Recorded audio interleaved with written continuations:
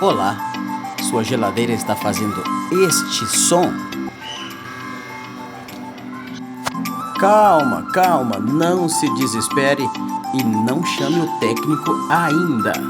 Isso acontece porque muitas vezes você enche o freezer de objetos impedindo que o ar circule livremente. O resultado disso é a fabricação de excesso de gelo, bloqueando então todo o sistema de circulação de ar.